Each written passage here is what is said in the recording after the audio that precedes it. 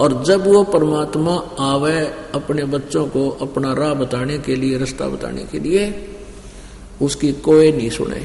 हिंदुओं के गुरु सारी गलत बात, सारी झूठी कथा सुनाया करते, ब्रह्मा विष्णु महेश, विष्णु जी सर्वेश्वर हैं, महेश्वर हैं, यही सारी सृष्टि के रचनार हैं, इनकी कोई माता पिता नहीं।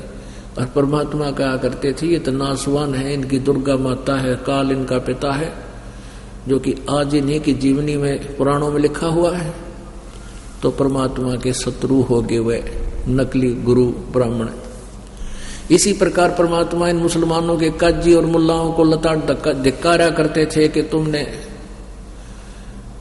यथार्थ ज्ञान नहीं है परमात्मा के बारे में, नहीं है दारमदारा, वहां तो नहीं है दारमदारा,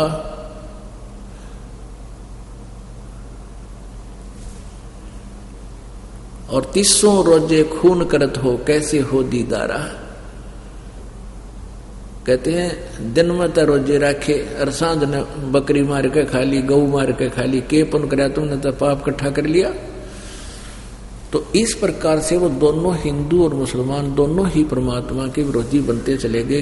किन्होंने बना दिए? नकली गुरुओं ने। लेकिन परमात्मा की समर्थता से कि जिनको लाभ हुआ वो 64 लाख शिष्य कबीर जी के हो गए थे।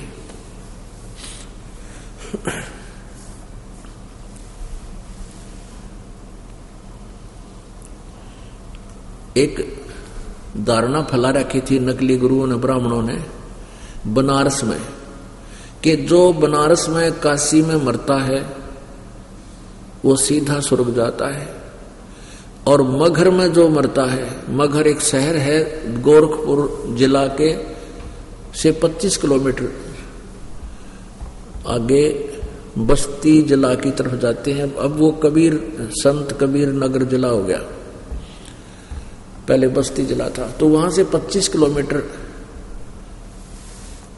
गोरखपुर, ये गीता प्रेस वाला गोरखपुर से 25 किलोमीटर की दूरी पे एक मगहर कस्बा है। तो ये पंडित कहा करते काशी के ब्राह्मण, क्योंकि काशी के ही पंडितों से सारे इसको हिंदू धर्म को जो है संदेश मिलता था, ऐसा करो आदेश मिलता था। तो वो कहा करते थे भाई काशी में जो मरेगा वो सीधा स्वर्ग में जाओगा, और मगहर में जो मरता है वो गधा बनता है, मगर मत मरियो कोई भी। परमात्मा कहा करते थे भाई सच्ची साधना करो, सत भक्ति करो, और कितना मरो। अच्छे भक्ति करने वाला कहीं भी मृत्यु होती है सीधा अपने यथा स्थान पर जाएगा जिस भी लोक की उसने भक्ति कर रखी है। और पापी पापात्मा भक्ति गलत शास्त्र विरुद्ध करने वाला मगर मरो चाहे काशी, वो सीधा नरक में जाओगा। अब ब्राह्मण लोग इस बात का विरोध किया करते थे, ये दुल्हा तो झूठा है, कपटी है, ये सारी उल्टी बात करता है, ये सब धर्म के विरोध, धर्म का विरोधी है। तो परमात्मा कहने लगा भाई मैं मगर में मरूंगा। जब सतगुरु परमात्मा कबीर बंदी छोड़ दी, इस लीला में शरीर में 118 साल के हो गए, 120 साल के, सन 1518 में, और संवत 1575 में कहने लगे कि मैं मगहर में शरीर छोड़ दूंगा, और भाई तुम अपने पोथी पत्रे लेकर आ जाइए ब्राह्मणों, और देखियो मैं कहां जाऊंगा, स्वर्ग जाऊंगा या नरक जाऊंगा।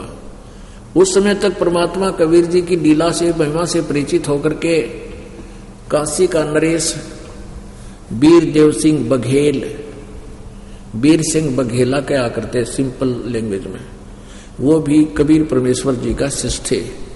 और मगहर का नवाब बिजली खां पठान था, वो भी परमात्मा के शिष्य हो गए थे। ये कभी सुनाएंगे ये सारी कथाएं आप जी को धीरे धीरे। तो परमेश्वर कबीर जी ने कहा कि मैं मगहर में जाकर शरीर छोड़ दूंगा, और 120 साल की उम्र शरीर मालिक का दिखा था, और मगहर से, काशी से पैदल चले थे, मगहर पहुंचे, 3 दिन में पहुंचे, और साथ में काशी का नरेश सेना लेकर चल पड़ा वीर सिंह बघेला, वीरदेव सिंह बघेल, के वहां अपने गुरुजी शरीर छोड़ेंगे, इनके शव को हम काशी लावांगे, काशी में लाके अपने हिंदू रीति से इनका अंतिम संस्कार करेंगे, मुसलमानों का हाथ नहीं लगने देंगे। और उधर से काशी के लोग ब्राह्मण और देखनिए बने चल पड़े। वहां मगर पहुंचे तो बिजली खां पठान नरेश, वो भी कबीर जी का शिष्य था, मुसलमान, उसने पता चला कि गुरुजी यहाँ आ रहे हैं और यहाँ शरीर छोड़ेंगे। तो उनको पता चला कि काशी का नरेश वीरदेव सिंह बघेल सेना लेकर आ रहा है और गुरुजी के शव को वहां ले जाना चाहता है। तो बिजली खां पठान ने कहा, अपने सेना तैयार कर ली कि हम इस शरीर को नहीं देंगे इनको, क्योंकि ये हमारे यहाँ मृत्यु होगी, तो हम अपनी मुसलमान रीति से इनका अंतिम संस्कार करेंगे।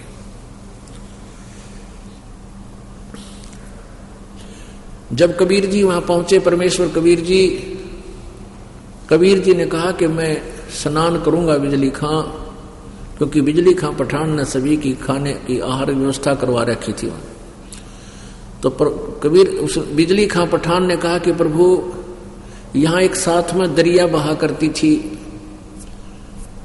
एक आमी नदी है, मगर के बिल्कुल साथ से बह रही है। ये दास 3 बार देख कर आए, उनको साथ में सैकड़ों भक्त गए थे। वहां यादगार बनी हुई परमात्मा ने जहां लीला की थी। ये आमी नदी यहां से बह रही थी, अब सूख गई है। शिवजी ने श्राप दे रखा है इसको, और शिवजी ने श्राप दे रखा है यहां पानी नहीं है नीचे का, इस मगर के अंदर पीने का पानी नहीं है। परमात्मा, हे गुरुदेव, हमने दूर से पानी मंगाकर व्यवस्था करवा रखी है, आपके लिए नहाने का पूरा व्यवस्था है। परमात्मा बोले, नहीं, मैं बहती हुई नदी में स्नान करूंगा। तो मजबूरी बताई जी, यहां नदी दरिया बहा करती थी, लेकिन ये सूखी हुई है, शिव जी के श्राप है। परमात्मा बोले, मुझे दिखाओ कहाँ वो दरिया। वो ज्यादा से ज्यादा वहां उस लीला स्थल से 400 फुट की दूरी पर है दरिया, आज भी है वहां पर। तो वहां परमात्मा खड़े हो गए, जाकर सूखी पड़ी वो दरिया, और परमेश्वर ने ऐसे संकेत कर दिया जैसे ऐसे करते हैं ट्रैफिक वाले सिपाही खड़े होना, और फिर गाड़ी सारी चल पड़ती है। ऐसे परमात्मा ने ऐसे कर दिया, ऐसे किया था तो काफी दूरी पर जैसे कोई बम फटा हो, ऐसा आवाज हुई, धमाका उठा, और वहां से फिर वो दरिया एकदम पूरी भरकर चल पड़ी। ओए होए, 5 मिनट के अंदर अंदर वहां खड़े खड़े वो लबालब भर गई दरिया, और बहन लाई, आज तक चल रही है वो दरिया। सब बोलो सतगुरुदेव की जय।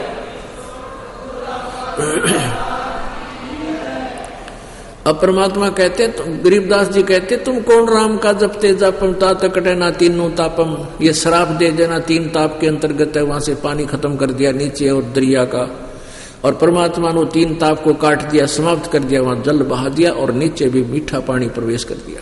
कबीर परमेश्वर जी, अब वो स्नान करने अपना सब ने स्नान किया, जितने भी जा रहे थे, निर्मल जल पिया, और परमात्मा कहा, भाई मैं शरीर छोड़ दूंगा। तो श्रद्धा से नीचे एक चादर बिछाई सफेद, चादर के ऊपर थोड़े थोड़े फूल आधा इंची यानी पूरे बिछा दिए, यानी गुरुजी लेटेंगे श्रद्धा के साथ। फिर परमात्मा उसके ऊपर, फिर परमात्मा ने कहा, भाई वीर सिंह, इधर वीर सिंह खड़ा है, इधर बिजली खां खड़ा है मुसलमान, इधर हिंदू राजा खड़ा है, कि भी तुम ये सेना किस लिए खड़ी कर रहे हो? तुम यहां मेरे अंतिम संस्कार के लिए आए हो या तुम लठ बजाना रहे हो? दोनों नीचे गर्दन कर ली, कोई ऐसा नहीं बोला है। जो दूसरे और हिंदू और मुसलमान खड़े थे इधर उधर, वो कहने लगे, महाराज जी हम आपके शरीर को, मुसलमान कहते हम आपके शरीर को इन काफिरों के हाथ नहीं लगने देंगे, हिंदुओं के, हम अपने हिसाब से मुसलमान रीति से आपका अंतिम संस्कार करेंगे। अब हिंदू कहते हैं कि हम इन आपके शरीर को इन मांसाहारियों को नहीं देंगे,